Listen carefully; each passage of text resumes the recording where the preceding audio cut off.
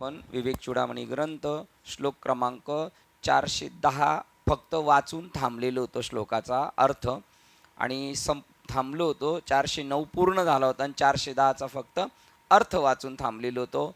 प्रकरण क्रमांक विवेक चूडामणी भाग क्रमांक 2 प्रकरण क्रमांक 67 आत्मविचार आत्मचिंतन विधान. आत्मविचार कसं करायचं, आत्म्याचं चिंतन कसं करायचं. आता स्थूल चिंतन सांगत नाही तर सूक्ष्म चिंतन सांगतात. राहताना चालताना बोलताना कर्म करत असताना सुद्धा कसं आत्मचिंतन करायचं. जसं आपण मागे पहिलं अर्जुना देऊन समाधी सवेची घातला महायुद्धी, त्यांना ते कर्म करताना सुद्धा त्या समाधी अवस्थेमध्ये होते. तो बोध कसा दृढ करायचा. फर्स्ट स्टेप अशी आहे की डोळे मिटून स्थूल पद्धतीने बसून करायचं आहे मन एकाग्र करण्यासाठी. पण नंतर जो बोध भेटलाय, पहिलं चित्तशुद्धीचं साधन दिलं, त्याने चिंतन करून करून चित्त शुद्ध झाल्यानंतर जसं गढूळ पाण्यामध्ये आपली जर बोटातली अंगठी पडली तर ती दिसत नाही. शेतात पाणी वगैरे भरताना पाणी वाहत असतं पण गढूळ असतं.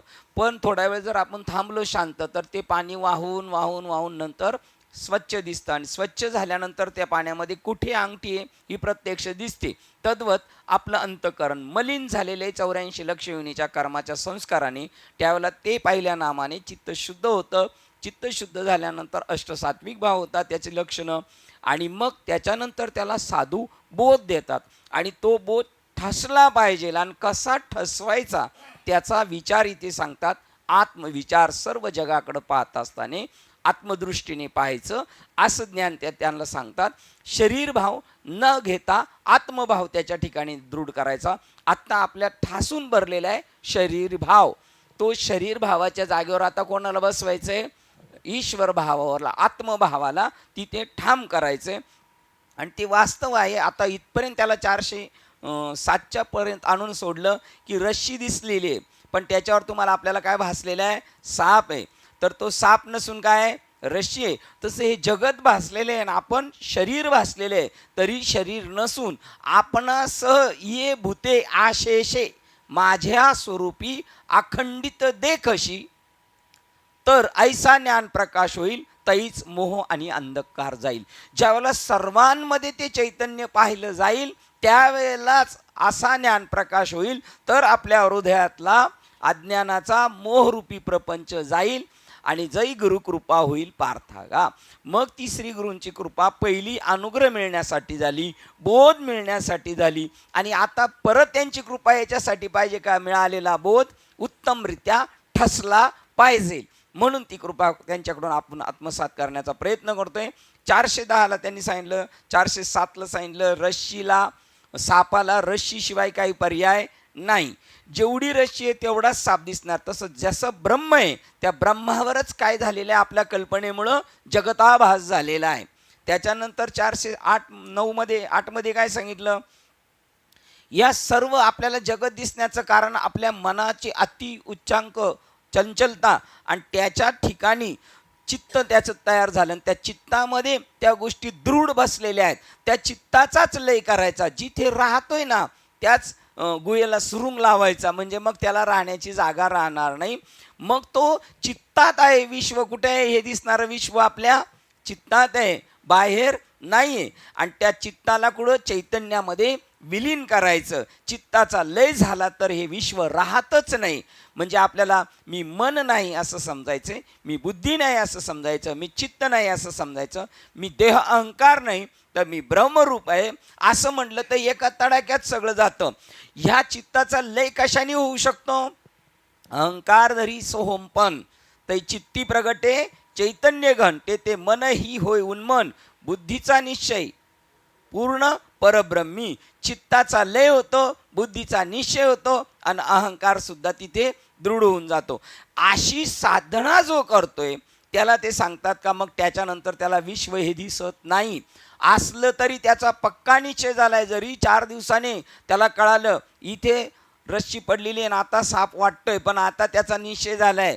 काल मागे परवा आपण चौकशी केली, काय होता तिथे, रश्शीच होती, साप नाही. जरी दिसलं तरी म्हणून ते म्हणतात चित्तात राहत नाही. आणि त्याच्यानंतर 9 नंबरचा श्लोक होता, ज्ञानी पुरुष समाधी अवस्थेमध्ये अशा गूढ गम्य याच्यामध्ये विरून जातो, स्वतःमध्ये तो. त्यावेळेला तो कसा होतो, सदा मुक्त असतो. आणि तो स्वतःला जो जीव समजत होता तो जीवच काय होता, ब्रह्म आहे, असा त्याचा निश्चय झाला. इथे 409ला आपण थांबलो होतो आणि आता 410 काल वाचला होता, तो पुन्हा आपण वाचूया. ज्ञानी पुरुष समाधी अवस्थेत ज्यात कार्यकारण कल्पना असत नाही. बघा, ज्ञानी पुरुष समाधी अवस्थेत असल्यानंतर कार्य, कारण आणि कल्पना असत नाही. जेव्हा आपण त्या समाधी स्वरूपामध्ये जाऊ, त्याच्याशी समरस होऊ, त्यावेळेला कार्य, कारण, कल्पना हे शिल्लक राहत नाही. आता कर्ता कर्म करावे हे तया खुंटले स्वभावे. त्याच्याकडं आता ती गोष्ट राहिली नाही. पण जगतात तुम्हाला तो करताना दिसणार, तरी जरी करी आघवे तरी तो अकर्ता, तो त्याचा अकर्ता आहे. कारण त्याच्या ठिकाणी ती गोष्ट भाव नाही. कर्म करणारा मी ही वृत्तीच, तो अहम सुद्धा त्याचा तिथेच त्या याच्यामध्ये लय झालेला आहे, विलीन झालेला आहे. सर्व कल्पना रम्यतेच्या पलीकडचे असते. आपण ज्या विचार करतो त्याच्या पलीकडेच आहे. म्हणून तिथे आपण सांगितलं, जे ते प्रवृत्ती झाली पांगोळी, तर्काची दिठी गेली. आपण तर्क करू शकत नाही त्या गोष्टीचा. तर्कशास्त्र पण आहे अंदाजे, पण चैतन्य काय, ब्रह्म काय, हे तर्काच्या जोरावर सुद्धा कळू शकत नाही. जिथे तर्काची दिठी गेली, दिठी म्हणजे काय, तर्काची दृष्टी गेली. जे ते प्रवृत्ती पांगोळी झाली, तर्काची दिठी गेली, इंद्रिय विसरली विषय संगू, म्हणजे इंद्रिय स्वतःला विसरून गेले आणि त्यांचं खाद्य जो विषय त्यालाही ते विसरून गेलेले. त्यामुळे ते एक रस झाला.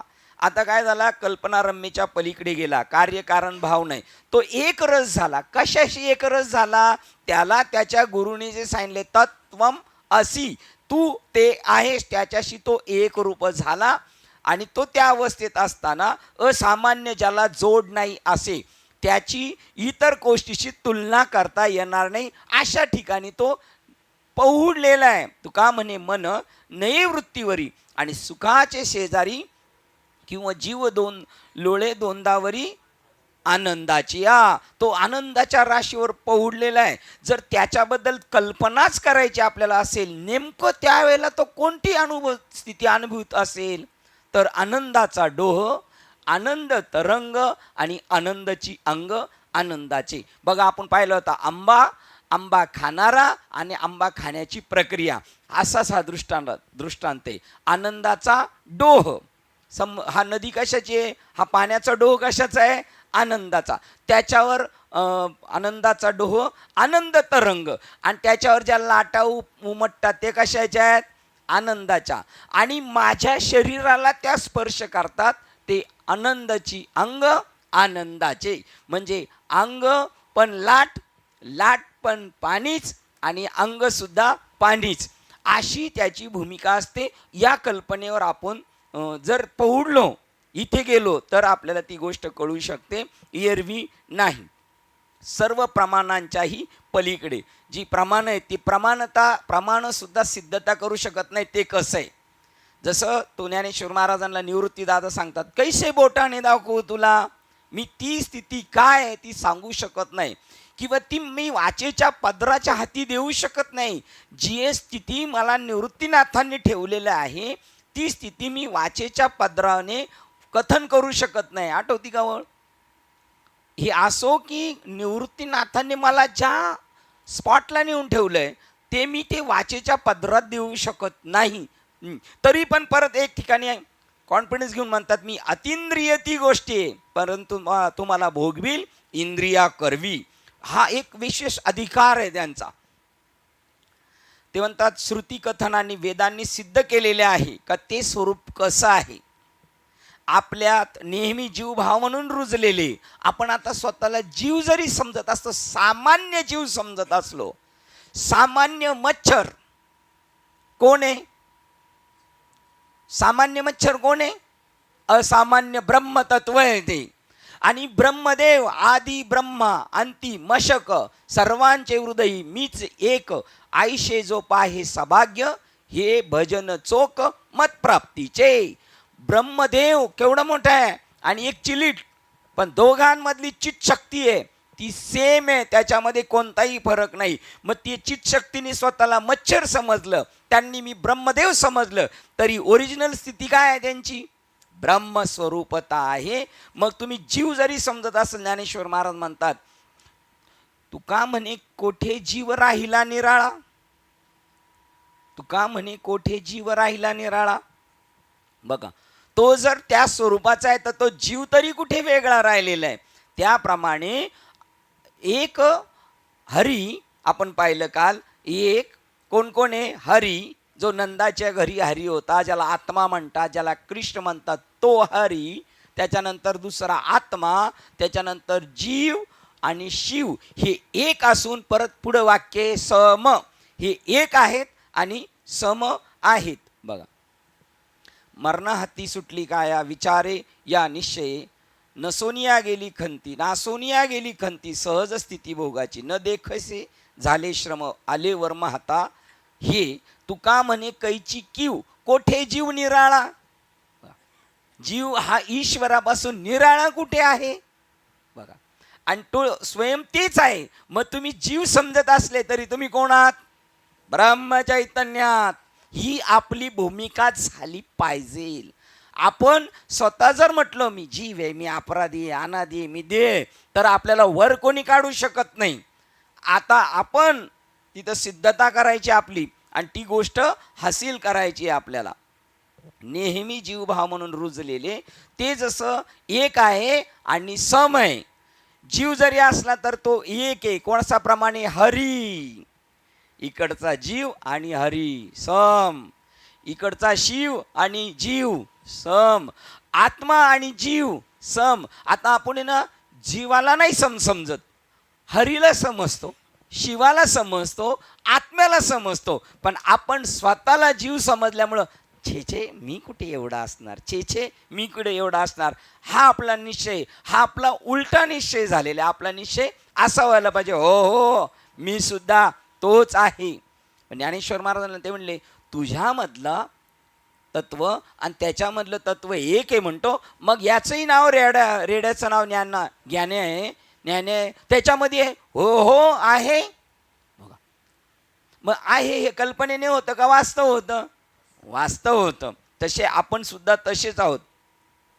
आपल्यात नेहमी जीवभाव म्हणून रुजलेले असे परिपूर्ण ब्रह्म आपल्या हृदयात प्राप्त करून घेतो तो महात्मा, ज्याला साधूचा उपदेश झाला, जो साधना करतो, तो एवढा मोठा होतो. इथपर्यंत काल आपण आलो होतो. आता पुढे पाहूया. जे अवर्णनीय असते त्याचं वर्णन करू शकत नाही, त्याचं त्या ब्रह्माचं पण वर्णन करू शकत नाही, आणि ब्रह्मस्थितीत असलेल्या साधूचं सुद्धा वर्णन करू शकत नाही. काय वर्णू आता न पुरे ही वाणी, किंवा परेहून परते बोलणे खुंटले, ही वैखरी कैसेनी सांगे. ती स्थिती काय आहे? ते परेच्या पलीकडे. परेमध्ये फक्त स्फुरण होतंय आपल्याला आणि तिथून चालना भेटते. पण जिथून स्फुरण झालं आणि ज्याने स्फुरण केलं ती सत्ता वैखरी कैसेनी सांगे. जे अवर्णनीय आणि जे प्रणवा पलीकडे, हा, आणि जे प्रणवाचे पलीकडे वैखरीसी न कानडे. तिला आकलन होऊ शकत नाही वैखरीला. कासयासी ही सांगडे. हो, ती कोणत्याही प्रकाराने ती वस्तू सांगू शकत नाही, अशी ती व्यापक वस्तू आहे.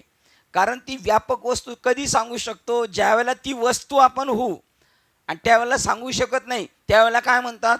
ती वस्तू कशी आहे असं अमृत अनुभवामध्ये वशिष्ठांना प्रभू रामचंद्रांनी विचारलं, ती स्थिती कशी आहे? ती फक्त असे बघत राहिले. समजा इथे प्रभू रामचंद्र आहेत आणि ते वशिष्ठ आहे, रामचंद्रांनी विचारलं तर वशिष्ठ असंच बघत राहिले. तर रामप्रभू म्हणतात, माझा प्रश्न करायला मी चुकलो का? की मागच्या एखाद्या चुकीच्या प्रश्नामुळे माझ्यावर कोप केलेला आहे का यांनी? काय झालं? पुन्हा प्रश्न विचारला. ते सांगितलं की ती वस्तू सांगता येत नाही. काय वाक्य? आणि जे प्रणवा पलीकडे. प्रणव म्हणजे ओम. हा ओम तत्सत ऐसे हे बोलणे ते नेत असे, ते सुद्धा फायनल नाही. नामा म्हणे जेथे ओंकार निमाला तोची हरी झाला ब्रह्मरूप. डायरीमधलं प्रमाण, डायरीमधलं ओंकार निमाला. चला, नामा म्हणे नाम ओंकाराचे मूळ, ब्रह्म ते केवळ उभे विटेवरी. ओंकाराचे मूळ काय? ते आम्हा हाती निज, त्याचं नाव बोध. ओंकाराचे मूळ काय? ब्रह्म. सोहम, मी ब्रह्म आहे. हम सोहम. हे मग एकदा आपले बाबा म्हटले, चकवेबाबांनी सांगितलं की काही लोकांनी केरोबाबाचा फोटो बनवला आणि ओम चित्र काढलं आणि त्याच्यात केरोबाबांचा फोटो ठेवला आणि तो बाबांनी पाहिला, म्हणजे असा ओम मोठा आणि त्याच्यामध्ये पूर्ण प्रकृती बाबांची दाखवली. तर श्रीपाद बाबा म्हटले, ही जी आहे ना, ही याच्या पलीकडे, ओंकाराच्या पलीकडे, त्यांना तुम्ही ओंकारात गुंतवू नका. आता ही जी भाषा आहे ही कळायला एक लेवल प्राप्त झाली पाहिजे. ओंकाराच्या पलीकडे, हो, ओंकाराचे मूळ. नामा म्हणे नाम ओंकाराचे मूळ आणि ब्रह्म ते केवळ उभे विटेवरी. ते तिथे बसलेले आहे, ते तिथे नामदेव महाराजांच्या प्रमाणे. मिळालं दुसरं काय? हा, खेचर विसा म्हणे ओंकार निमाला तो सहजची झाला ब्रह्मरूप. खेचर विसा म्हणे जेथे ओंकार निमाला सहजीच झाला ब्रह्ममूर्ती. ओंकार सुद्धा मी सोहम आहे, मी ब्रह्म आहे, मी ओम आहे, संपलं ते. एक कारणव झाला आणि माझं अस्तित्व बुडालं. तरंगाचं पतन आहे. तरंग निमाला, मग तरंगाचं पतन आहे का तरंगाचं वैभव आहे? ते वैभव आहे. तरंग एक छोटी लाट आहे, 3.5 हाताचा शरीर एवढे आपल्याला समजणं आणि त्याच्यात मी फार विद्वान आहे समजणं, हे त्याचं पतन आहे.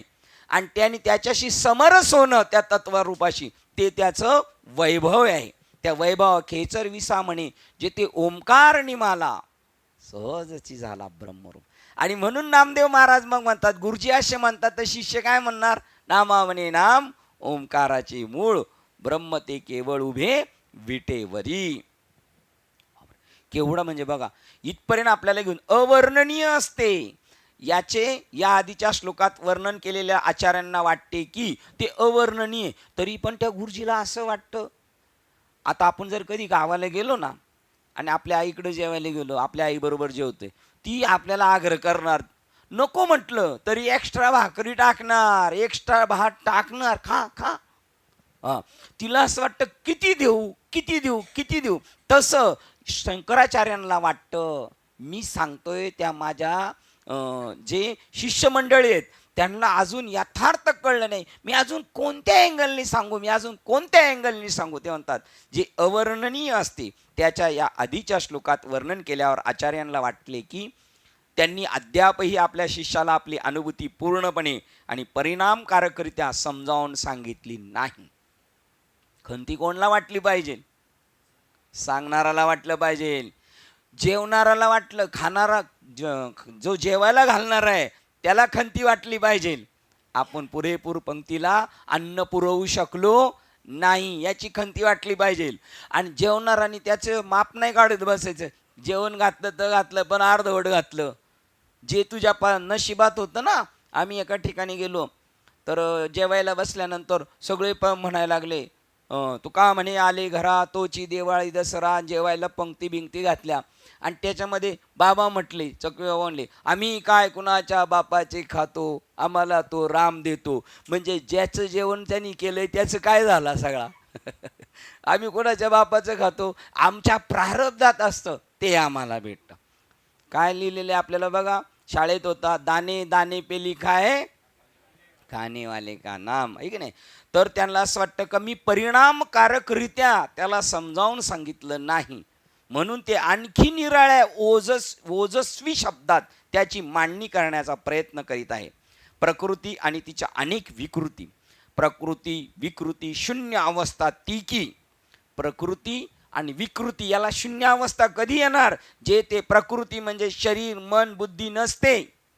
जिथं शरीर मन बुद्धी नसते तिथे प्रकृती सुद्धा नाही आणि प्रकृतीची विकृती सुद्धा नाही ना. तिचे अनेक विकारही, दृश्य भावना आणि विचार, द्रष्टा, भावना, विचार, ती अवस्था सर्व उपकरणे त्याच्या अनुभवाच्या पलीकडची स्थिती असते.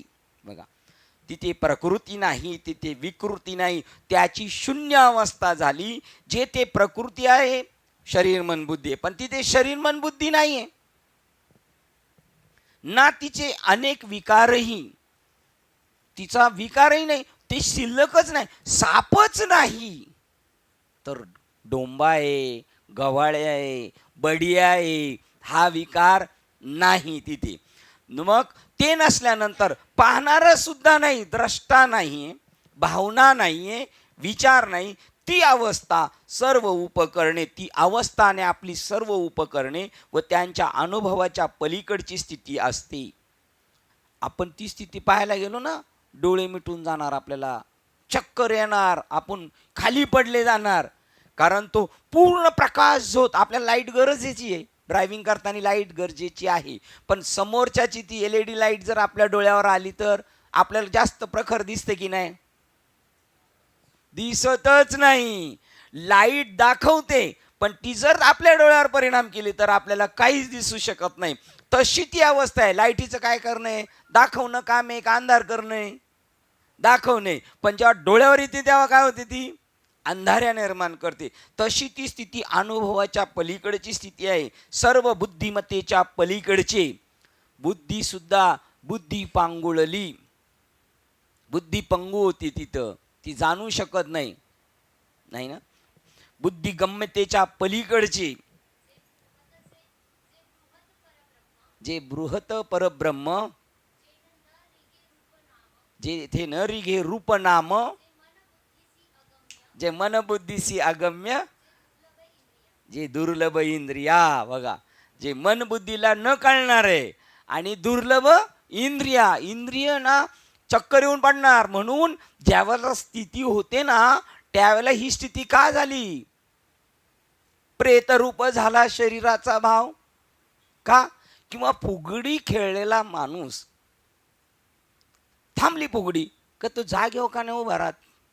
तो असा गुडगुड गुडगुड, त्याला दुसरा धरायला लागतो, कारण त्याची ती गुडगुडची स्थिती थांबलेली नाहीये, कारण ते कंट्रोल करू शकत नाही. आणि ज्या वेळेला पूर्ण आपण, ज्या वेळेला पूर्ण असंच आपण रोज त्याच्यात राहत गेलो तर आपली जी आहे ना पर्सेंटेज वाढत जाते. आता समजा आपण नाहीच समजा पण समजून घेण्यासाठी उदाहरण घेतलं, आपण आता 50% आहोत का? आता आपण 50%? मग बरं आहे बाबा. तर आता आपण जर अजून सतत राहिलो तो 50 ते 55, 60, 65, 98, 97, 98ला आपण बोलायला सुरुवात करणार. आम्ही जातो आमच्या गावा, आमचा राम राम. कारण तुमची बॉडी ना तेवढा सत्वगुण कंट्रोल करू शकत नाही. फुग्याची एक कॅपॅसिटी आहे, फू फू फू ठा का, त्याची एक कॅपॅसिटी आहे. तशी ह्या बॉडीची कॅपॅसिटी आहे. कमीत कमी 1% तमोगुण आणि 1% रजगुण पाहिजे आणि 98 सत्वगुण. चला 99 असला तरी चालेल, पण त्या एकामध्ये परत ते 2 50% पाहिजे, तर तुम्ही या बॉडीत राहू शकता. अन्यथा 100%च्या जवळ गेलं का विस्फोट होतो, म्हणजे तुमची बॉडी कंट्रोल करू शकत नाही. ते जीवतत्व तुमचं या शरीराचं सान्निध्य क्लोज करून टाकतं, सोडून टाकतं आणि त्याच्याशी एक जीव होऊन जातं. अशी आपली हळूहळू दिवसेंदिवस उंची वाढत जाते. त्यावेळेला आपण कुठून कुठे गेलो? इकडे. हां, त्यावेळेला आपल्याला ते मनाला कळत नाही, बुद्धीला कळत नाही, इंद्रियांना कळत नाही. मग तो फुगडी खेळणारा माणूस, त्याला असं वाटतं मी पडतो का नाही, तो पहिला खांब बघतो, नाही तर कोणतरी सपोर्टला पाहतो. हां, कारण त्याला ती काय म्हणतात, भोवंडी आलेली असती. त्याप्रमाणे इथं ते सांगतात की ते अनुभवाच्या पलीकडे, सर्व बुद्धिमत्तेच्या पलीकडची आहे. तिथे बुद्धी तत्व सुद्धा शांत होऊन जातं. भावनातीत भावम. तुमचा भाव सुद्धा परमार्थात चालत नाही. भावाला एक स्टेप आहे, नंतर भाव नाही. एका स्टेपपर्यंत भाव बळे आकळे, एरवी नाकळे, भावेवी न देव नकळे. पण तो भाव पण एका ठराविक उंच, त्याच्या पलीकडे गेलं, कारण त्याचं स्वरूप असं आहे भावातीतम. आणि अजून आपण कशात आहेत? भावात, भावाच्या पलीकडच आहे ते. हो, पण तिथेच गेल्यानंतर ह्या सगळ्या गोष्टी अलीकडच्या तीरावरच्या राहिल्या. ते भावातीत असते, म्हणजेच बुद्धीच्या आकलनाच्या पलीकडची अवस्था असते, म्हणून ते समजू शकत नाही. आणि ज्याला समजतं तो कथन करू शकत नाही. अनंत तत्वाचे गतकालातील अनुभव, आता येणार त्याचा प्रत्यय आणि भविष्यातील त्याची संभाव्य अनुभूती ही सर्व काही एकच असते. बघा, मागचे अनुभव, आत्ताचा अनुभव आणि पुढे येणारे हे सगळं काय एकच आहे. आता अतीतली भूते, जी भूतेची अतीतली तीही नाही मज वेगळी, आणि वर्तता ती जे तुली ती मीच, आणि भविष्यमाने जी ही तीही मज वेगळी नाही. जी मागे होती गेली देह ठेवून ती आता वर्तत आहेत, आणि भविष्यात तुम्हाला नातू पंतू होणार ते मज वेगळे नाही, ते सगळे काय आहेत? एक आहेत. अनंत हा बोलची एरवी काही होय ना जाय.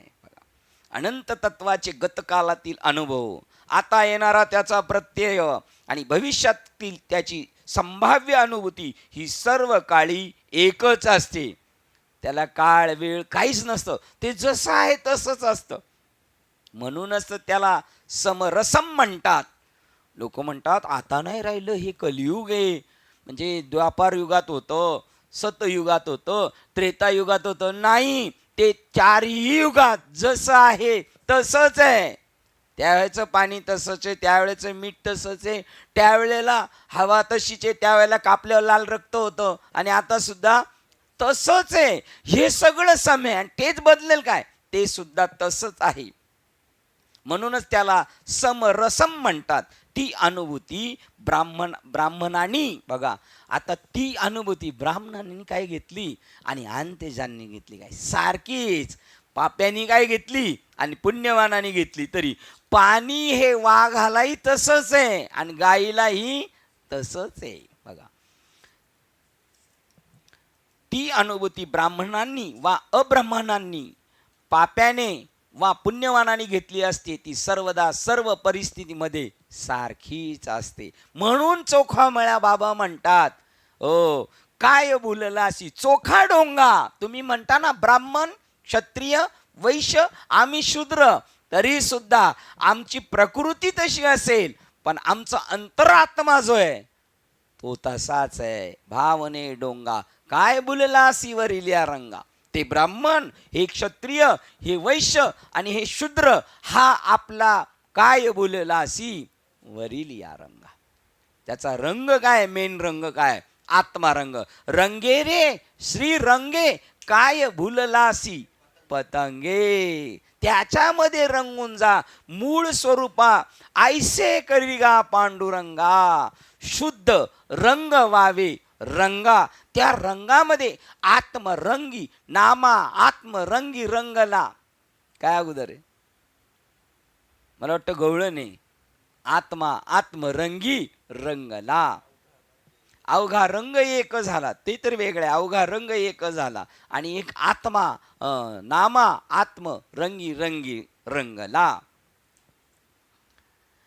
कशाचीही तुलना करता न येण्यासारखी तो आत्मा कसा आहे? त्याची तुलना करण्यासारखी दुसरी वस्तूच नाही, म्हणून त्याची तुलना कशाबरोबर करता येत नाही. पण व्यावहारिक स्थितीमध्ये तुमची आणि त्याची तुलना करता येईल. तुकिता तुलनेसी ब्रह्म तुकासी आले. उगाच नाही मी त्यांच्या चरणावर नतमस्तक झालो. मनोनी रामेश्वरी चरणी मस्तक ठेवले. मी पाहिलं जी ब्रह्माची लक्षणे आहेत तीच तुकोबरायाची लक्षणे आहेत. त्या तराजू तुलनेत गेलं तर दोन्ही सारखे भरले, कारण ते तसेच आहे. ते सारखे भरले, आपणही भरू शकतो. आपली मनोभूमिका तशी झाली तर. कशाचीही तुलना करता न येण्यासारखे असमानम. त्याच्यासारखं समान असं दुसरं काही नाही. कशाशीही त्याचा संबंध येत नाही. आकाशाशी, आकाशाचा ह्या धुळीशी संबंध येतो. आपण सकाळी कधी बसलो सोसाट्याचा वारा सुटला, असा धुराडा उडतो, त्यावेळेला असं वाटतं अबीर गुलाल उधळीत रंग रंग रंग. मग तो रंग जो आहे त्या आपल्या भिंतीवर, आपल्या अंगावर, आपल्या कपड्यावर ती धूळ बसते, पण आकाशावर नाही. त्याच्यावर कोणताही रंग चालत नाही, तो रंगातीत आहे. कशाशीही त्याचा संबंध येत नाही. ज्याला दृष्टांतच देता येत नाही, त्याच्यासारखा दुसरा दृष्टांतच देता येत नाही, अशी ती अवस्था असते. सर्व प्रमाणा पलीकडील अप्रमेय अवस्था असते. कोणतंही प्रमाण ती अवस्था, त्या अवस्थेची सिद्धता करू शकत नाही. जर ते सत्य तत्व सर्व बुद्धी ज्ञानांच्या पलीकडचे, जे सर्व तर्काला अगम्य, जे इंद्रियांना अगोचर, जे वर्णनाच्या पलीकडचे असेल, तर ते एखाद्याला समजणारच कसे? म्हणजे समजणार नाही. म्हणजे समजणार नाही. समजणार कधी? तुका म्हणे अंगे व्हावे ते आपण. पाण्यामध्ये मासा झोप घेतो कसा? आपण कधी कल्पना करू शकतो? कसं झोपत असेल बरं? कसा झोपत असेल? कधी कळणार आपल्याला? शिंदे बाबा, पाण्यात मासा कसा झोपत असेल असं आपण विचार केला तर कधी कळणार आपल्याला? कधी कळणार शिंदे बाबा? आपलं आपण माशाच्या वंशाला जाऊ तेव्हाच कळणार. मासा कसा झोपतो पाण्यात हे होण्यासाठी आपल्याला काय व्हावं लागेल? मासाच व्हावं लागेल. तसं ते तत्व समजण्यासाठी आपल्याला काय व्हावं लागेल? तत्वच व्हावं लागेल. मग ते समजणार कसे? प्रश्नचिन्ह. शंकराचार्य म्हणतात वेदवचनांनी ते सिद्ध होते, समजणार नाही असं नाही. ते वेदवचनांनी सिद्ध होईल. फक्त ते असं आहे असं नाही. तिथं तुम्हाला आपल्याला आकलनाच्या तिथपर्यंत नेऊन सोडणार. शंकराचार्य म्हणतात वेदवचनांनी ते सिद्ध होते. श्रुती वचने हेच अध्यात्म यात्रेच्या मार्गावरील अभ्यासकास साह्यभूत होणारे आकाश तारे होत. आपल्याला तिथपर्यंत कोण घेऊन जाणार आहे? श्रुती वचने. आणि अध्यात्म यात्रेच्या मार्गातल्या वाटसरूंना कोण तिथपर्यंत घेऊन जाणार आहे? म्हणून ती श्रुती आपली कोण आहे? आई आहे ना. अहितापासून काढिती हित देऊन वाढविती नाही श्रुती परोती माऊली जगा. आपल्या सगळ्याला त्या अनुभूतीला कोण घेऊन जाणार? अनुभूतीच्या जवळ श्रुती वचने घेऊन जाणारे, ती साह्यभूत होणारे आकाश तारे होत. तरी सुद्धा आकाश तारे का? अंधारा रात्री आपण म्हणतो काय घाबरायचं नाही, चांदणी रात आहे म्हणजे रस्ता दिसतो. तसा ह्या बहु अंधकारामध्ये सुद्धा ती वचने तुम्हाला ताऱ्यासारखी तिथपर्यंत आपल्याला घेऊन जाणार आहे. तरी सुद्धा उपनिषदाबद्दलच्या आदरभावातून निर्माण होणाऱ्या अंधविश्वासाने त्याकरता प्रयत्न करणे शक्य आहे काय? अशी त्या व्यक्ती शंका येण्याचा संभव आहे. तरी पण नक्की होईल ना महाराज? असं होईल ना असं? आणि उपनिषद या शब्दाचा अर्थ काय सांगितलेला आहे? कोण उपनिषद गंगा वाचते त्याच्यात पहिल्याच याचं सांगितलं, उप म्हणजे जवळ, आणि त्या ब्रह्मस्थितीच्या जवळ बसणे म्हणजे उपनिषद. त्याच्या जवळ जाणे अगदी. मग ते म्हणतात त्याला प्रश्न पडू शकतो, कसं काय बाबा शंका येण्याचा संभव आहे एखाद्याला? असं होईल काय? लोक तर म्हणतात असं होणं शक्य नाही, आता राहिलं नाही. होईल का? सर्व विद्वानांनी ज्या सत्यत्वाची अनुभूती घेतली आहे असे हे सत्यतत्व होय. हो, आत्तापर्यंत मागच्यांनी हे अनुभव घेतलेले आहेत. मुखी नाम हाती मोक्ष अशी साक्ष बहुतांची. बऱ्याच लोकांनी असा अनुभव घेतलेला आहे. असा जेव्हा यांच्यावर आपला विश्वास राहणार, श्रुती वाचनावर विश्वास राहणार, तर ती स्थिती आपल्या अनुभवाला प्रत्ययाला येऊ शकते. अन्यथा आपण जर म्हटलं नक्की होईल का, नक्की होईल का, असं जरी झालं तरी होणार नाही. होईलच. मी तेनेची पंथे चालू जाता मग न पडे गुंता कोठे. ते सिद्ध मुनीच्या मार्गाने गेलो, मी त्या मार्गाने गेलो तर मी तिथेच पोहोचणार. सत्यत्वाची अनुभूती घेतली आहे अशा बऱ्याच विद्वानांनी. असे सर्व सत्य तत्व होय, असे हे सत्य तत्व होय, अशी स्वतःचीच खात्री पटलेली असल्यामुळे त्यातून निर्माण होणाऱ्या धैर्याने, बघा, अशी सत्यतत्वाची अनुभूती बऱ्याच जणांनी घेतलेली आहे. आणि आपण पण त्या मार्गाने गेलो तर आपण होऊ शकतो, अशी ज्याच्या मनाची काय झालेली आहे, खात्री झालेली आहे. ते काय म्हणतात बघा, हरपले पै आपण तै संता ते पाहता, तैसे हरपले पै आपण तै संता ते पाहता घेऊसाय, म्हणून वानावे ऐकावे तेची सदा. मग ते करत गेलो तर मी तिथे पोहोचेल, मी पोहोचेल हा विश्वासच त्याला तिथपर्यंत घेऊन जाऊ शकतो. ही त्याच्या मनाची पक्की खात्री. या मार्गाने जे गेले ते तिथं पोहोचले, मी पण त्याच मार्गाने चाललोय, मी तिथे 100%. मुनी मार्ग गेले तेनेची पंथे चाललो, न कळे म्हणून विषय अंध उघड बोलिलो. ज्ञानेश्वर महाराजांचं प्रमाणे त्या मार्गाने गेलो तर मी तिथे म्हणून आपुल्या परी शास्त्र अनुष्ठिती कुसरी, जाणे तोच तया ते श्रद्धाळूवरी तो मूर्खही तरी. जर त्या मूर्खाने त्याच्यावर विश्वास ठेवला, त्या संत वाङ्मयावर, त्या वेदवचनावर, तो मूर्ख असला तरी म्हणून माथा बैसका दिजी 16व्या अध्यायात. म्हणून तुम्हाला जसं पाहुणे आल्यानंतर चादरी टाकतो, बसकर टाकतो, बसा बसा, तसं आपलं डोकं हे याला बसायला द्यायचं, याच्यात बसा, हे बसकर टाकायचं आणि याच्यामध्ये 16व्या अध्यायात बैसका वेद त्यांना द्यायचं आहे. त्याच्यात खाली श्रुती परोती वगैरे त्याच्या मागेची ती ओळ असू द्या. तसे अशेषाही पुरुषार्थ जो गोसाऊ होय म्हणे पार्था, त्याने श्रुती स्मृती माथा बैसनिका घेपे. त्याने स्वतःच्या डोक्याला बसा, जसं पाहुण्यांना बसायला बसकर टाकतो ना, तसं याच्यात येऊन बसा, असं करायचं. मग तो अशेषही पुरुषार्थ जो गोसावी हो म्हणे पार्थ, गोसावी म्हणजे सगळ्या इष्टटीचा मालक हो म्हणतो, त्याने श्रुती आणि वेद आणि स्मृतींना बसायला आपलं डोकं द्यायचं, मग तो तिथपर्यंत 100% पोचतो.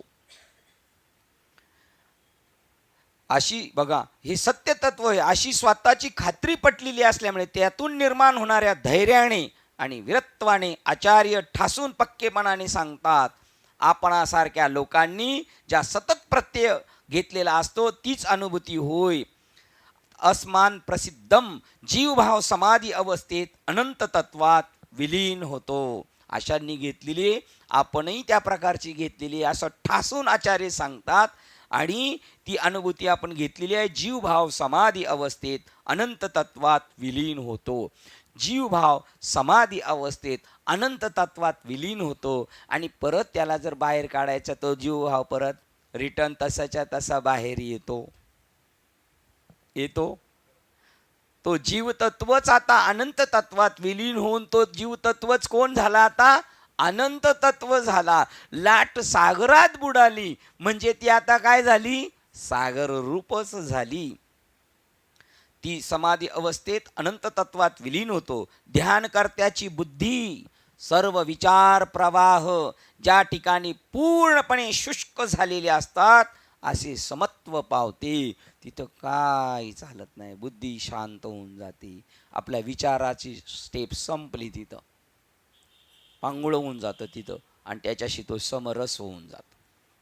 या 2 श्लोकात या अवर्णनीय अवस्थेचे वर्णन केल्यावर बघा, या 410 आणि 409 या 2 श्लोकात ह्या अवर्णनीय याचं वर्णन होऊ शकत नाही.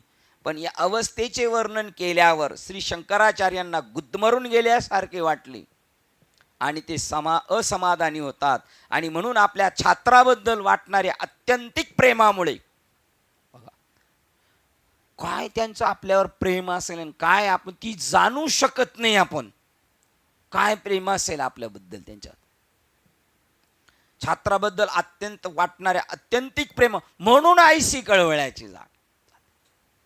त्यांचा आपल्याबद्दल काय भाव आहे हे जाणू शकत नाही. परिपूर्णत्वास पोहोचलेला हा मानव अत्यंतिक समाधी अवस्थेत बुडून गेलेला असताना त्याची ज्ञान अवस्था पक्की कोणत्या प्रकारची असते हे निर्देशन करण्याचा प्रयत्न करीत आहेत.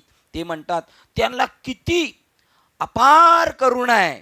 म्हणून ज्ञानेश्वर महाराजांबद्दल काय आपण म्हणतो, कृपाळू उदार सखा माझा ज्ञानेश्वर, दया नमस्कार वारंवार, अशी त्यांची कृपा आहे. किंवा कृपाळू सज्जन तुम्ही संतजन, एवढे कृपादान तुमचे मज.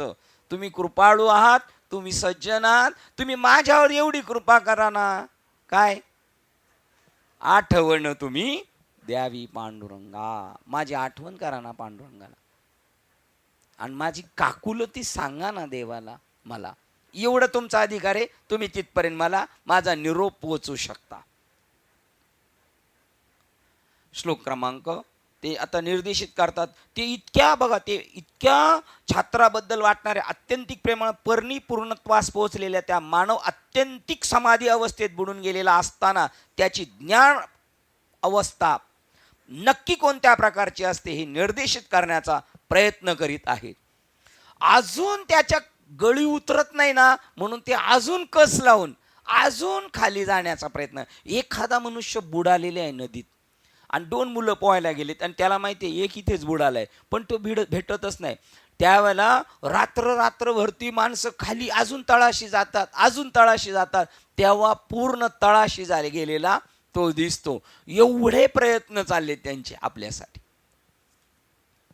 श्लोक क्रमांक 411. ज्ञानी पुरुष समाधी अवस्थेत असताना ज्याला जरा क्षय नाही असे अमर्त्य, जे सर्व अभाव नाकारतात असे वस्तु स्वरूप नामरहित.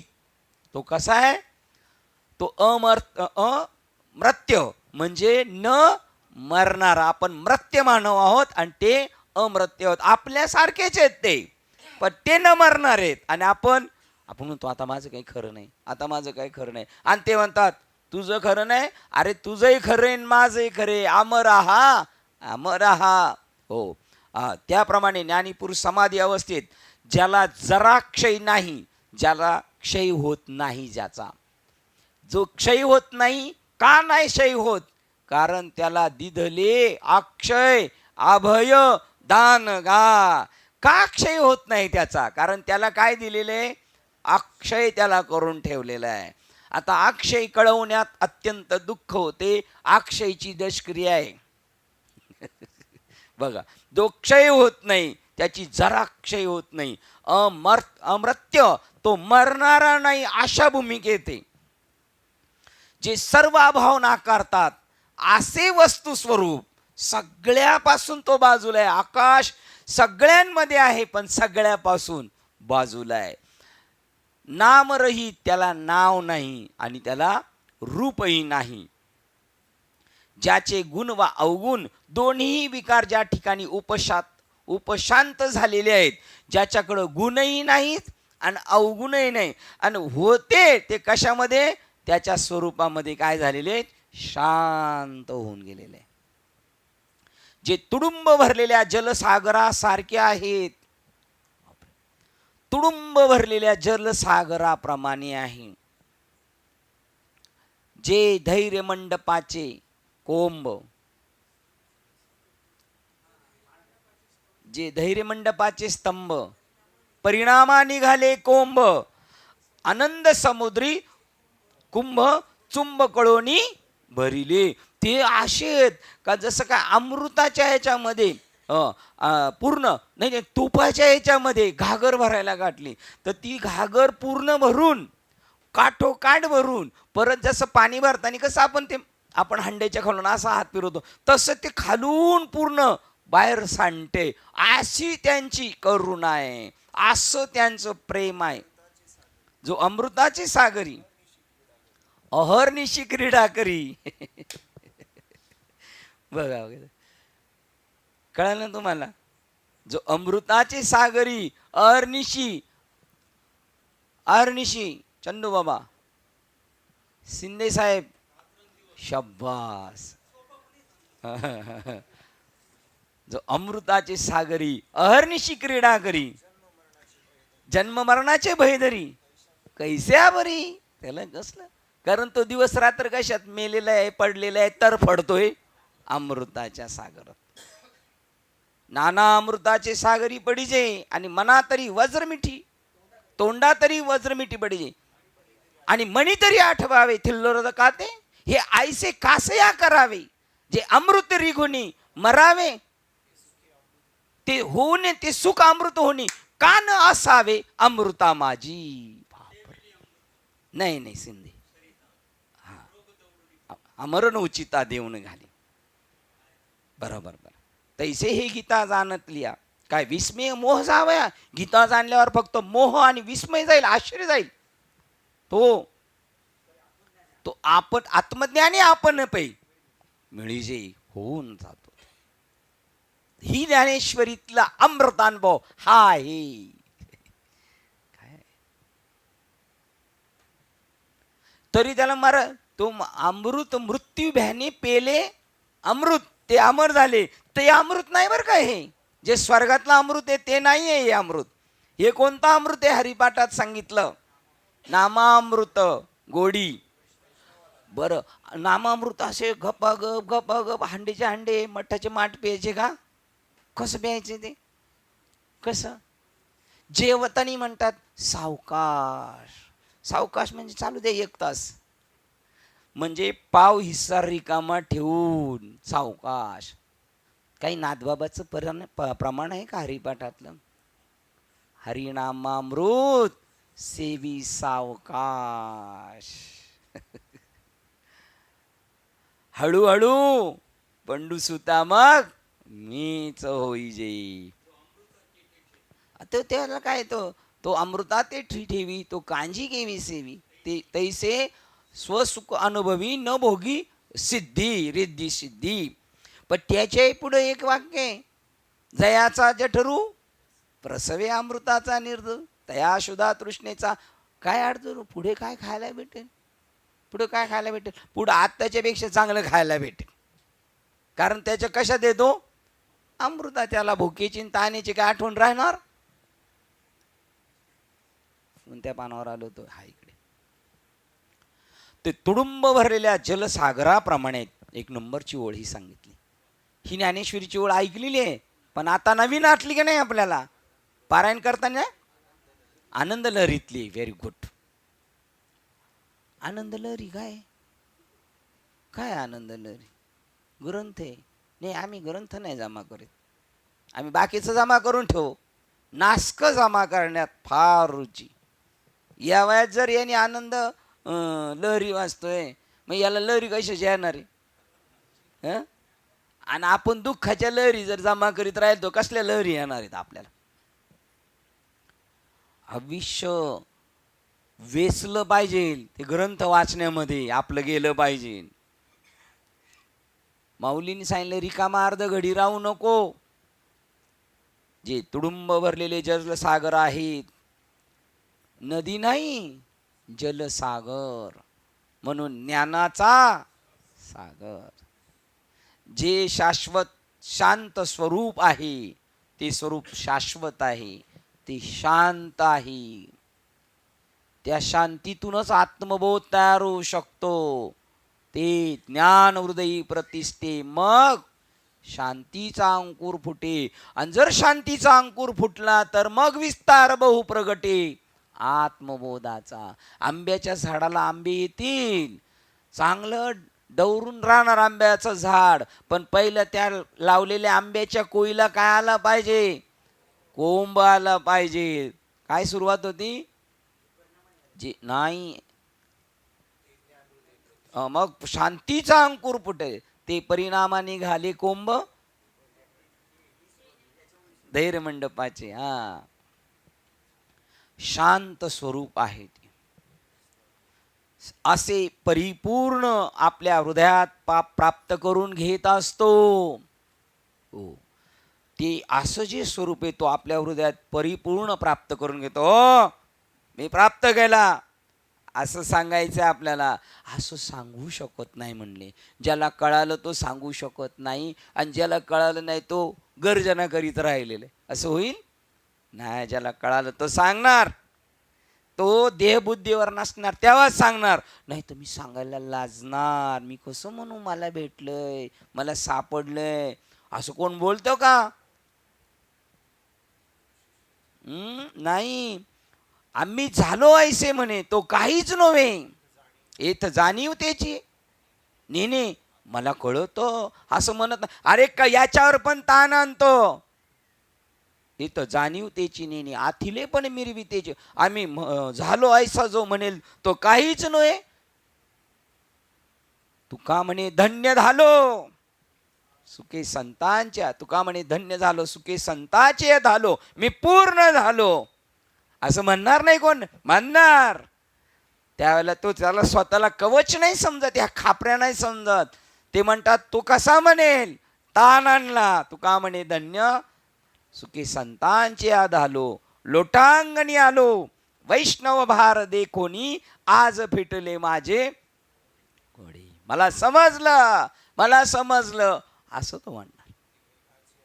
ते मेघाचे जे गुरु शिष्याच्या एकांती अक्षर एकच वदती, आणि मेघाचे परी गरजती सैंग जैसे. जसे ते ढग धडाधड आपटतात आणि गरजतात. आज काय झाले, नुसते ढगच पडतात का? असा धडाधड मेघाचे परी गरजती सैंग जैसे.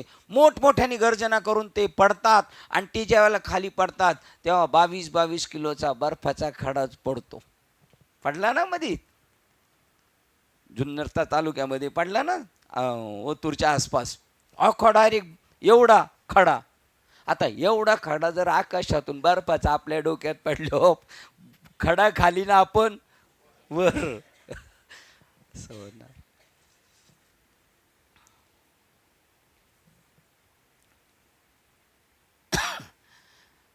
हे परम सत्य तत्व क्षय पावत नाही, याचा कधी नाश होत नाही. हे विटे ना अविट गे माय.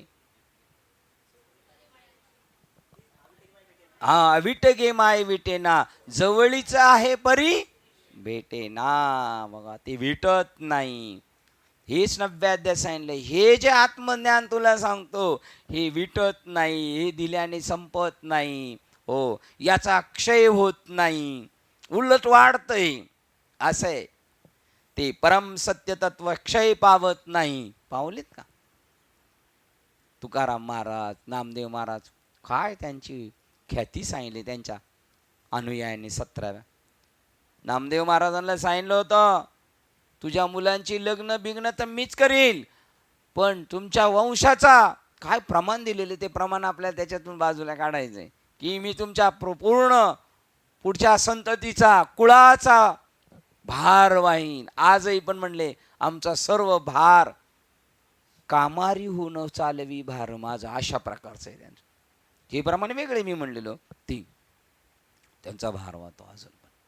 त्यांनी एकदा का त्यांनी विडा उचलला जा, ते म्हणले ना सोडविल तुला, सोडवलं समजायचं. ते म्हणतात ते अमर अपक्षय शून्यम, ते अमर आहे म्हणजे ते मरत नाही, आणि अमृत्य असते नाशरहितम, त्याचा केव्हाही नाश होत नाही. आणि त्या सुखाला, ते सुख आपल्याला दिलेले नाही नाश सुख दिदले तयास. आणि ज्याला हे सुख भेटलं तर झाले जे उदास सर्व भावी. त्या अवस्थेत सर्व विचार असताच गेलेले असतात, असताच गेलेले असतात. सर्व विचार संपले, असताच गेले. अस्तभावास असा दुसराही पाठभेद आहे, ज्याचा अर्थ जेथे सर्व भ्रम दूर झालेले आहेत अशी अवस्था होते. ते सगळे भ्रम कुठे गेले? असतास गेले.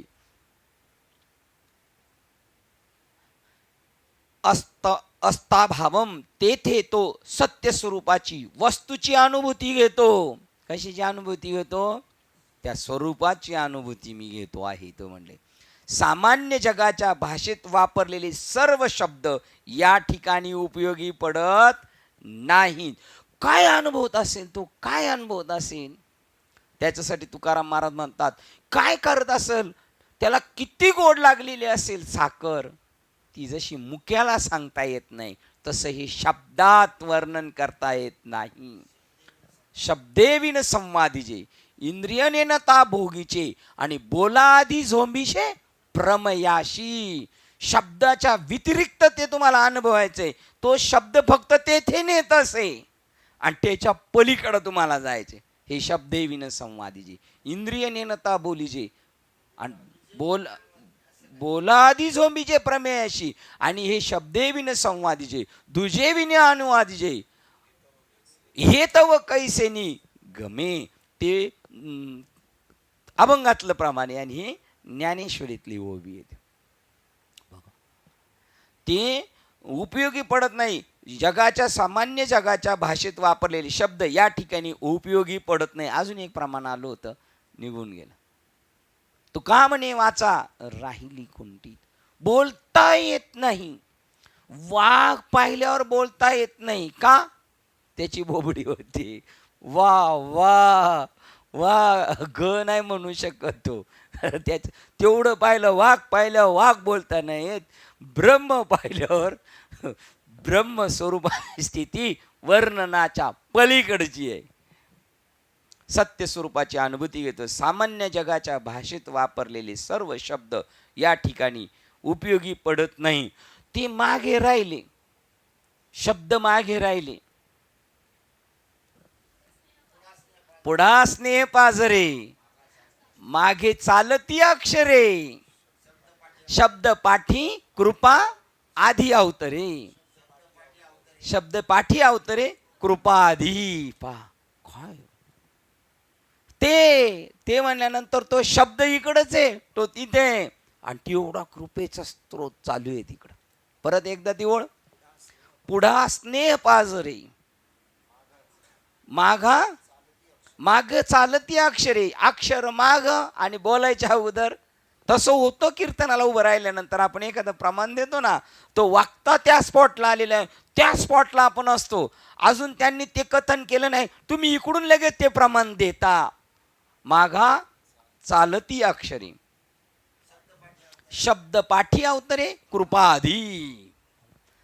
आपल्याला बाबांनी नाम नंतर दिलं, कृपा आधी झालेली आहे. त्याचं नाव अनुग्रह आहे. कृपा अगोदर झाली, मग अनुग्रह दिला.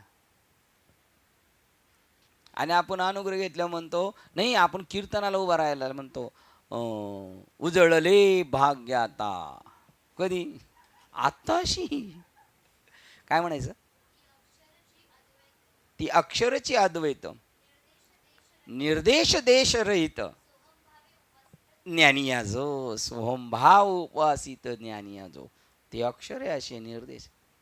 ती अक्षरे नव्हती देखा, आता ती अक्षरे निर्देश रहित अक्षरच नाहीत.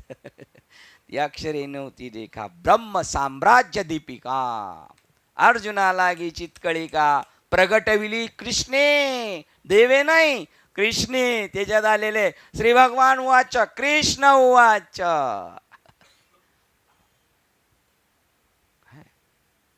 तुम्हाला कळतंय ना? आपण आता आपल्याला नुसते बंडलच्या बंडल सापडलेले आहेत.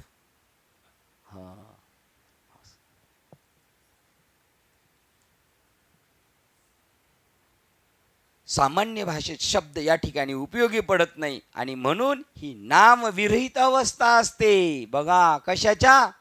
नाम सुद्धा माग राहिलं. कंठी प्रेम दाटे नैनी नीर लोटे आणि हृदयी प्रगटे नक्की रामरूप. जुन्या गात्यात नामरूप. रामरूप म्हणल्यानंतर लगेच अयोध्येतले राजे डोळ्यापुढे येणार. कंठी प्रेम दाटे नैनी नीर लोटे आणि हृदयी प्रगटे. नाम आणि रूप ते हृदयात प्रगटलं जातं. त्याचाच काही गाथ्यांमध्ये असे दोन पाठ आहेत, एक नामरूप आणि एक रामरूप आहे.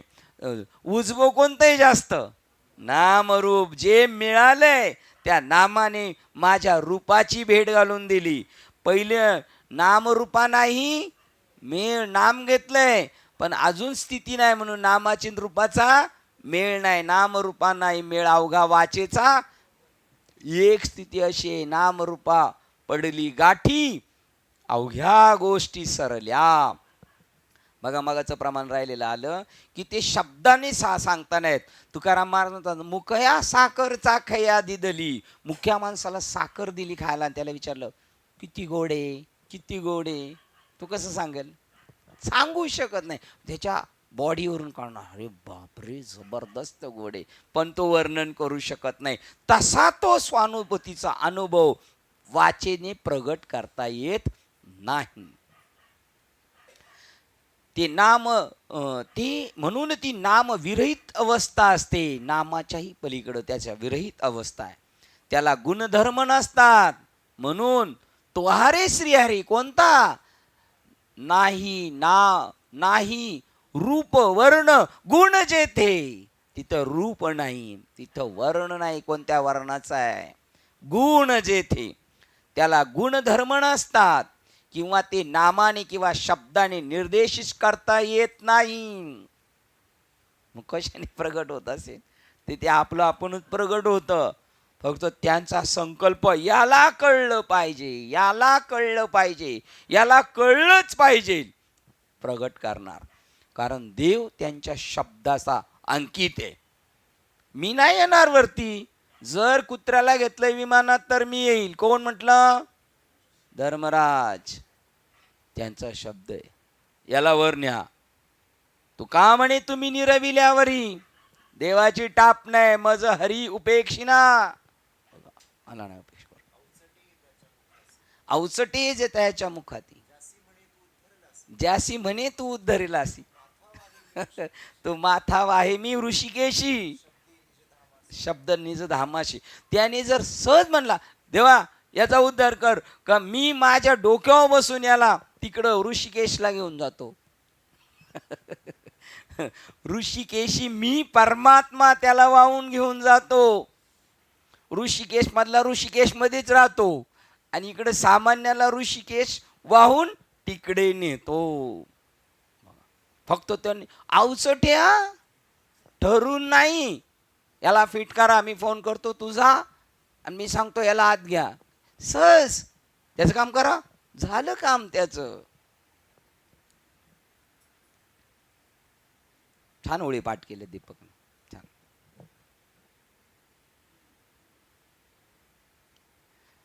शब्दाच्या संदर्भात नामरूपाने किंवा शब्दाने निर्देश करता येत नाही. शब्दाच्या संदर्भात ज्या अवस्थेचे वर्णन करता येत नाही ती अवस्था बघा आचार्य आपणास दृष्टांत देऊन निर्देशित करू शकतात.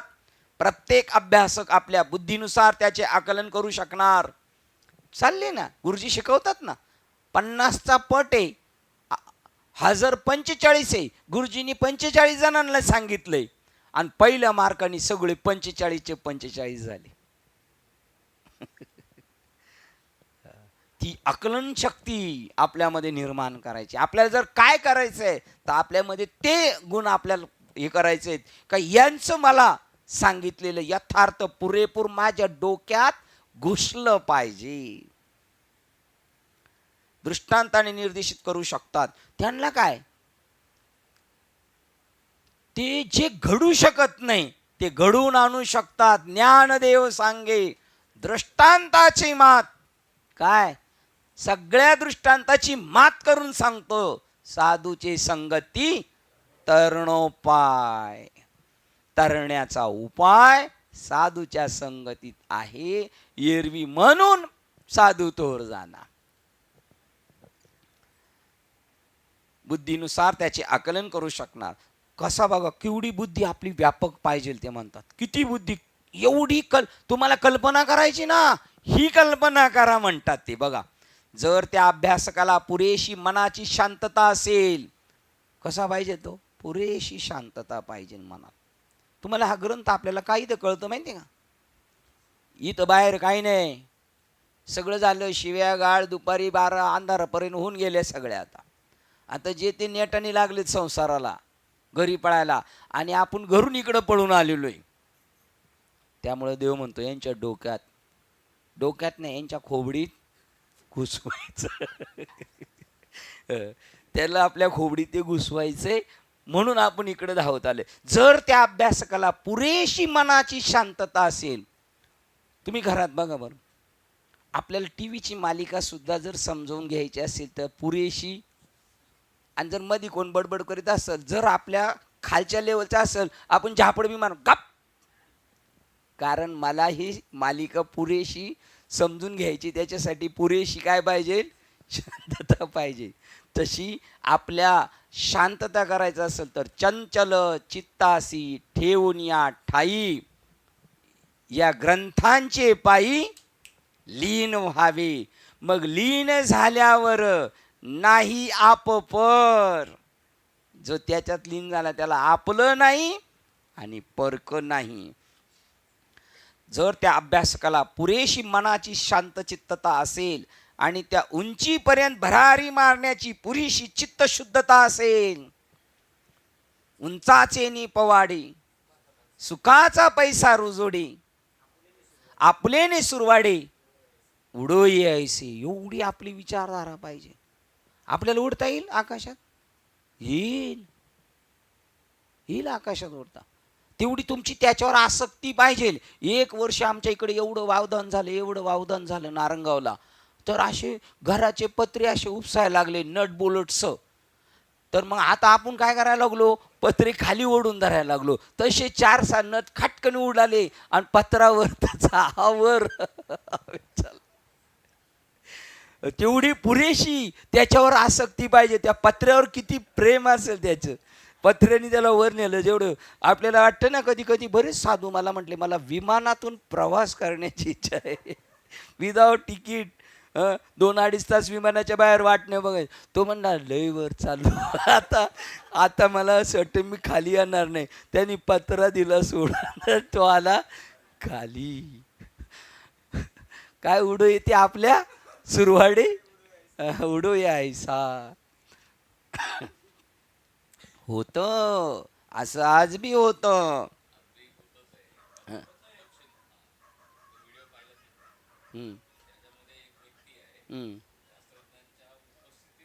शास्त्रज्ञांच्या उपस्थितीमध्ये एक व्यक्ती आहे, आकाशात जाऊन आला स्वतःच्या स्वयंबळ. काही ते हा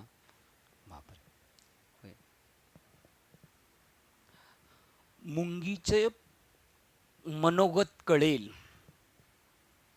पायी चढवेल गगन ना.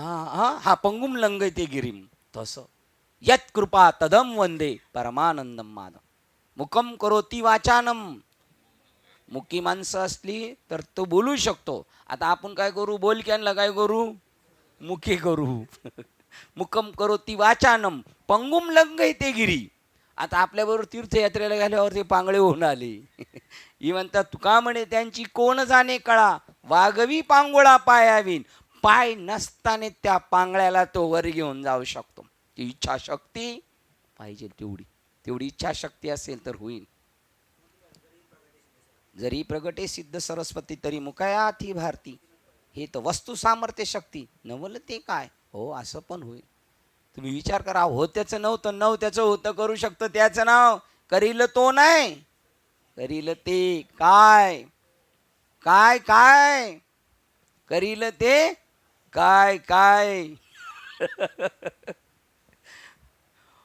काय काय करणार नाही नो, हे काहीच करणार नाही याचं नाही महाराज, ठीक नाही. जर त्याच्याकडे तेवढी उंचीपर्यंत भरारी मारण्याची पुरेशी चित्तशुद्धता असेल, तर त्याला त्यात बुडी घेण्याचे धैर्य असेल. बुडतोय कोण, मी त्याला वाचू शकतो, मला कॉन्फिडन्स आहे, मी तरू शकतो आणि याला तारू शकतो, त्याची उडी मारण्याची तयारी असेल, त्यात बुडी घेण्याचे धैर्य असेल, तर श्री शंकराचार्य म्हणतात की अशा अभ्यासकाला या महान अवस्थेचे ज्ञान करून घेणे अशक्य नसते. आता बघा कसा किती काल्पनिक असेल तो, त्याची किती दिव्य कल्पना असेल. ते म्हणतात बघा, दिलेला दृष्टांत असा आहे, जणू जादूच्या काडीच्या प्रभावाने समुद्राच्या सर्व लाटा एकदम थांबल्या आहेत. ते राजेवाडीला कोणती शाळा आहे ती? इंग्लिश BMC ची शेजारी आहे, राजेवाडीच्या पाठीमागे शिंदे सोमयाच्या रोडला कॉर्नरला दीपकचं ते अशोक पवारांचं ते दुकान होतं त्याच्या इकडं नाही, रामजस MG रोडला. यांना चांगली माहिती, गारुडे नाही, राजेवाडीच्या तिकडं त्या शाळेच्या बाजूला नाही, तिथे एक जादू तो तिथे येते ना, आपल्या नसा बिसा दाबल्या का बरे होतात असं ती एक शाळा होती. आपण गेलो नाही तिथं. हां, तर तिथे एक माणूस होता, तो म्हणायचा इथे बसा, आणि आपली जी जर इथं नस दुखत असेल ना, तो असं लांबून फिरवायचा. तर त्याला म्हणले जादूची काडीवाला बाबा, जादूची काडीवाला बाबा. बरं तो विचारायचा कसं वाटतंय आता, का तो पेशंट म्हणतो बरं वाटतंय आता, आणि घरी आलो बरं आया चालू. ती जादूची काडीवाली बाबा पण आहे बरं का, त्याच्यामध्ये सुद्धा ती काहीतरी एक असं ते एक आहे, त्याच्यामध्ये तो एक कोणता तरी असा धातू आहे, आणि तो धातू आपल्या शरीरात पण आहे. जसं लोहचुंबक आपल्या शरीरात कसं इथे ते एक काही डॉक्टर त्या अशा गळ्यामध्ये लोहचुंबक अडकवायला सांगतात माळेमध्ये आपल्या वगैरे, तर आपल्या रक्तामध्ये जे आहे ना लोहत्व ते त्याला शुद्धीकरण करतं. तसं इथे जादूच्या काडीप्रमाणे आत्मसाक्षात्कार होणार आहे. आता बघा, जणू जादूच्या काडीच्या प्रभावाने समुद्राच्या सर्व लाटा एकदम थांबल्या आहेत, जणू त्या गोठवल्या गेल्यामुळे स्थिरावल्या आहेत. आपली नाव भर समुद्रात फसलेली आहे आणि अजून बराच प्रवास बाकी आहे, पण पोहोचणार आहे आपण. पण अचानक एवढी मोठी लाट आली, एवढी मोठी लाट आली, समुद्र अचानक सगळ्या बाजूनी खवळला आणि मध्ये आपली बोट आहे. अशीच कंडिशन आहे आपली सुद्धा, सगळीकडून समुद्र खवळलेला आहे आणि त्या समुद्राच्या लाटा डोंगरा एवढ्या आहेत. आता आपली बोट आणि आपण संपलो, म्हणून त्याने डोळे मिटले, संपलो. आणि बराच वेळ काहीच झालं नाही म्हणून उघडून पाहिलं तर सगळा समुद्र फार शांत झालाय.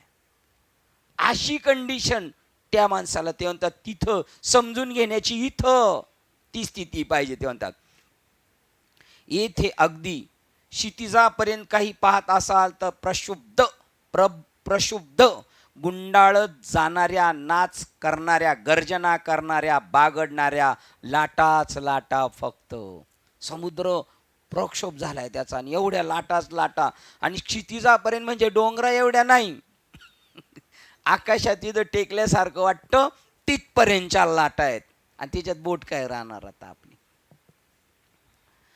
लाटाच लाटा फक्त दिसतात. अशा पॅसिफिक महासागरातील एकाएकी आणि निर्जन लहान बेटावर तुम्ही उभे आहात. अशी कल्पना करण्यास तुम्ही स्वतः पुरेसे कल्पक असल्याखेरीज ते तुम्हाला समजणार नाही.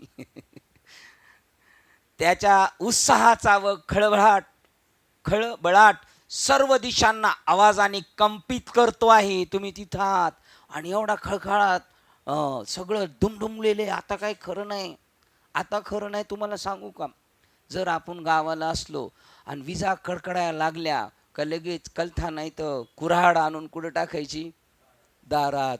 ते एवढं घाबरून पडून जाते ते.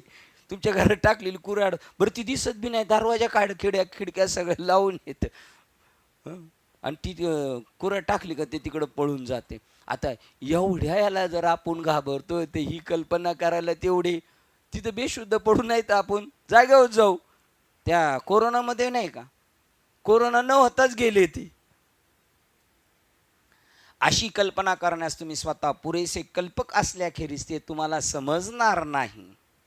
त्याचा उत्साहाचा हा खळबळाट सर्व दिशांना आवाजाने कंपित करतो आहे.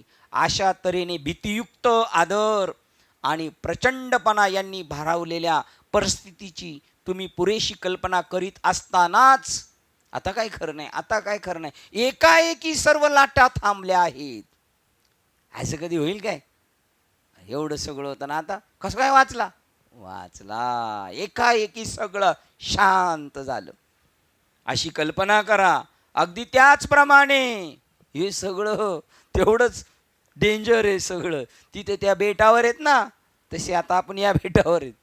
अशी एक कल्पना करा. अगदी त्याचप्रमाणे जेव्हा ध्यानमग्न साधकाने आपले मन, बुद्धी, इंद्रिय प्रक्षोभ शांत केलेले असतात, तेव्हा आपल्या वासनांमुळे निर्माण होणारी हृदय कंपने निश्चल होतात आणि त्या आंतरिक शांत अवस्थेत तो ज्या ठिकाणी सर्व विकार शांत झालेले असतात अशा जाणीव तत्वाची अनुभूती घेतो.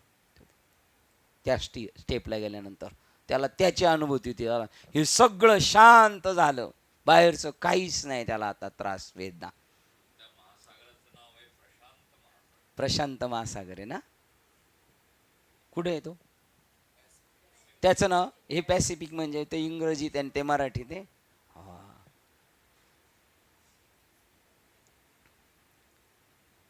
शांततेत त्या आंतरिक शांतते अवस्थेत तो ज्या ठिकाणी सर्व विकार शांत झालेले असतात अशा जाणीव तत्वाची अनुभूती घेतो. वासनांना गुण मर्यादित असतात, वासना गुण मर्यादित असतात, वासनांना गुणांचा गंध असतो. मानसिक स्तरावरील वासनांच्या अभिव्यक्तीला विचार म्हणतात. जे विचाराच्याही पलीकडे असते ते नित्य असते, कारण बुद्धीचीच संकल्पना असलेल्या कालाने ती उपादित होत नाही. बघा, ते विचाराच्या पलीकडे, त्याच्यावर काल प्रतिबंध करू शकत नाही. वास्तविक काळ सुद्धा ज्ञानेश्वर महाराज म्हणतात, तो काळ कोण आहे? मी आहे. तर त्याला कोणतीच उपाधी काळाने सुद्धा तो आवरला जात नाही. आपल्या आंतरिक शांततेत कुठे गेलं, ते विचाराच्याही पलीकडे असते, ते नित्य असते, कारण बुद्धीचीच संकल्पना असलेल्या कालाने ती उपादित होत नाही. जे जे बुद्धिगम्य असते तेच केवळ ज्या अर्थी कालाने उपादित असते. बघा, जे बुद्धिनिगम्य आहे ना तेच कालाने उपादित असते, आणि जे बुद्धीच्या पलीकडे असते ते कालाच्या उपाधीत सापडत नाही. त्या अर्थी जे बुद्धीच्या पलीकडे असते ते कालाने उपादित होत नाही, ते नित्य असावयासच पाहिजे. जे अनुभवतंय ते नित्य आहे, आणि जे आता आपल्याला दिसतंय ते सर्व काय? अनित्य आहे. या अनित्यच्या याच्यामध्ये फसलेले आहे जंजालामध्ये आपण, आणि ते नित्य स्थितीची अनुभूती आल्यानंतर हे अनित्यतेचा एकदम भयान शांतता. आपल्या आंतरिक शांततेमधील प्रक्षोभामुळे अस्वस्थता, अशांतम निर्माण होत असते. आपल्यातच खळबळ असल्यामुळे आपण अशांत असतो.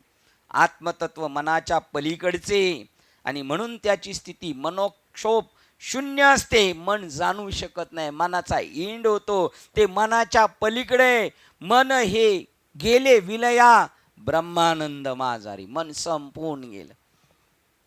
म्हणून ते या ठिकाणी शांतम म्हणून निर्देशित केले आहे.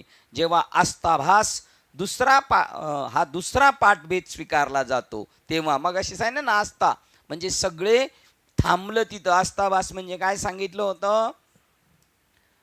जे सर्व भ्रम दूर झालेले आहेत अशी अवस्था म्हणजे आस्थाभास. जेव्हा आस्थाभास हा दुसरा पाठभेद स्वीकारला जातो तेव्हा त्याचा अर्थ जेव्हा सर्व भ्रामक आभासांचा शेवट झालेला असतो, सगळे भ्रम संपले, असा होतो. जेव्हा आस्थाभाव हा पाठभेद स्वीकारला जातो तेव्हा सर्व अभावाचा शेवट झालेला असतो. भाव बी नाही आणि अभाव बी नाही असा अर्थ होतो. अभाव म्हणजे असत भाव, आणि जेव्हा घटाचे प्रत्यक्ष अस्तित्व असते तेव्हा घट भाव असतो. आता घट आहे, हा समजा घट आहे, मग हा सद्भाव, आणि घट नसला तर असद्भाव.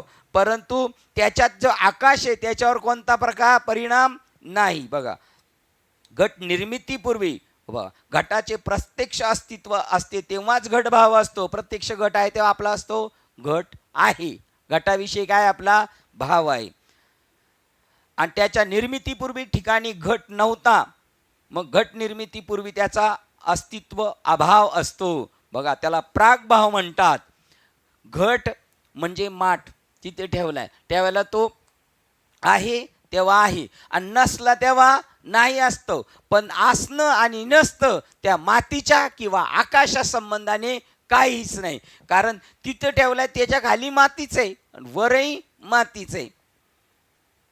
सर्व अभावांचा शेवट झालेला असतो असा अर्थ होतो. अभाव म्हणजे असद्भाव म्हणजे नाही, अभाव म्हणजे नाही. जेव्हा घटाचे प्रत्यक्ष अस्तित्व असते तेव्हा घटभाव असतो, घट आहे मग आपला घटभाव आहे. आणि त्याच्या निर्मितीपूर्वी घटभाव नव्हता. मग घट निर्मितीपूर्वी त्याचा अस्तित्व अभाव होता. घट नव्हता तेव्हा अभाव होता आणि आता घट आहे तर भाव आहे. त्यास प्राक भाव म्हणतात. घटाचा नाश झाल्यावर नंतरही त्यानंतर घटाचे अस्तित्व नसते. घटाचा नाश झाल्यावरही त्यानंतर घटाचे अस्तित्व नसते. त्याचा नाश झाल्यावर घटाच्या अस्तित्व अभावास प्रद्भवासा भाव म्हणतात. प्रध्वसा भाव म्हणतात. ब्रह्मामध्ये प्रागभावही नसतो, प्रध्वसा भावही नसतो. याचा अर्थ असा होतो की असा काळ नव्हता की जेव्हा आत्मतत्व अस्तित्वात नव्हते, जीवभाव निर्माण झाला तेव्हा, किंवा असाही काळ नसेल की जेव्हा आत्मतत्व नसेल. म्हणजे आत्मभाव नव्हता असा कधीच भाव नव्हता. बाबा म्हणतात, तुम्ही कधी जन्माला आले? जन्मतारीख काय आहे तुमची? कोणत्या साली आले जन्माला? 70, 75, 80, 78. हे 78ला जन्माला आले. 78च्या अगोदर होते का नव्हते? 78ला आले होते म्हणून आलते का नव्हते म्हणून?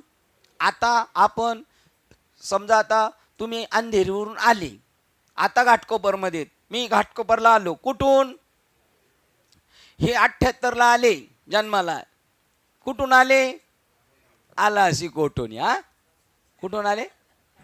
अंधेरीवरून. म्हणजे पहिले होते म्हणून आले, आहे का नाही? होते म्हणून आले, नव्हते म्हणून आले का? म्हणून असा कोणताही भाव नाही का आत्मभाव नव्हता असं नाही. जेव्हा जीवभाव मावळल्यावरही सत्य स्वरूपावरील ते मूलगामी सत्यतत्व आहे असा जीवभाव हा एक आभासाचा खेळ आहे. सत्यतत्व होते, आहे आणि असेल. सत्यतत्व आहे त्याच्यावर फक्त जीवभाव आला.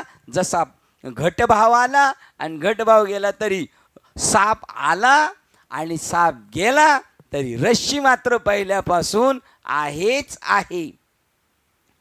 दोन्ही पाठभेद स्वीकारताना येण्यासारखे आहेत आणि दोन्ही महत्त्वाचे आहेत. वरील 3 अद्वितीय श्लोकामध्ये मानवाचे समाधी कालातील अनुभव सांगितल्यानंतर 12, 11, 10 आणि 9 याच्यामध्ये तिन्ही श्लोकामध्ये काय सांगितलंय? आपलं आत्मस्वरूप सांगितलेलं आहे. वरील 3ही अद्वितीय श्लोकामध्ये मानवाचे समाधी कालातील अनुभव सांगितल्यानंतर ग्रंथकर्त्याने आपणात निधिध्यासन पद्धती समजावून सांगितली आहे. मनाने कशावर चिंतन करावे? बघा, आत्मचिंतन कशावर करायचे? माझ्या त्या ओरिजिनल स्वरूपावर चिंतन करायचे. मनाने कशावर चिंतन करावे आणि कसे चिंतन करावे या संबंधी मनाचे संस्करण करण्याची योजना त्यांनी दिली आहे. आता आचार्य पुढे सांगतात ते उद्या पाहूया. आपण आता 411 नंबरचा श्लोक वाचून थांबतोय. 10 आणि 11 दोनच. बापरे, किती ठेवलं. 10 आणि 11 बरोबर 410 आणि 11 वाचलंय. 12वा श्लोक उद्या पाहूया. झालेली सेवा हृदयस्थ सद्गुरू सच्चिदानंद श्रीपाद बाबा रामदास बाबा अधिष्ठान श्री विवेक चूडामणी ग्रंथ संत मालिका तसेच तुम्हा संत वृंदांच्या चरणावर सेवा समर्पित करून सेवेला इथे पूर्ण विराम देऊया. पुंडलिक वरदेव हरविठ्ठल ज्ञानदेव तुकाराम पंढरीनाथ भगवान की जय. माऊली ज्ञानेश्वर महाराज की जय. जगद्गुरु संत तुकाराम महाराज की जय. शांती ब्रह्म एकनाथ महाराज की जय. सच्चिदानंद श्रीपाद बाबान की जय. सच्चिदानंद रामदास बाबान की जय.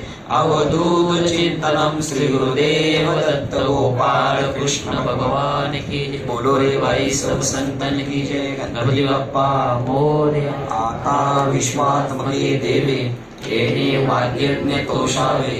तोषोनी मज द्यावे पसायता नाही. जे काळांची व्यंकटी सांडो त्या सत्कर्मी रती वाढो. भूता परस्परे जडो मैत्र जीवांचे. गृहांचे तिमिर जाओ विश्व स्वधर्म सूर्य पाहो. जो जे वांचिल तो ते लाहो. प्राणी जात वर्षत सकळ मंडळी. ईश्वर निक्षांची मांद्याळी. अनवर्त भूमंडळी भेट तुला होता. कल्पतरुचे आडव चेतना चिंतामणीचे गाव ओरतेचे अर्णव पियुषांचे चंद्रमेचे आलांछन मार्कंडते तापैन हे सर्वाही सदा सज्जन सोये होतु किंबहुना सर्व सुखी पूर्ण होई तिनी लोकी भजी जो आदि पुरुषी अखंडित आणि ग्रंथोपशी विशेषी लोकी दृष्टादृष्ट विजय होवावेजी एक म्हणे श्री विश्वेश्वरा हो हा होईल दान पसाहो येणे वरे ज्ञान देव सुखिया झाला येणे वरे ज्ञान देव सुखिया झाला येणे वरे ज्ञान देव सुखिया झाला हरि ओम शांती शांती.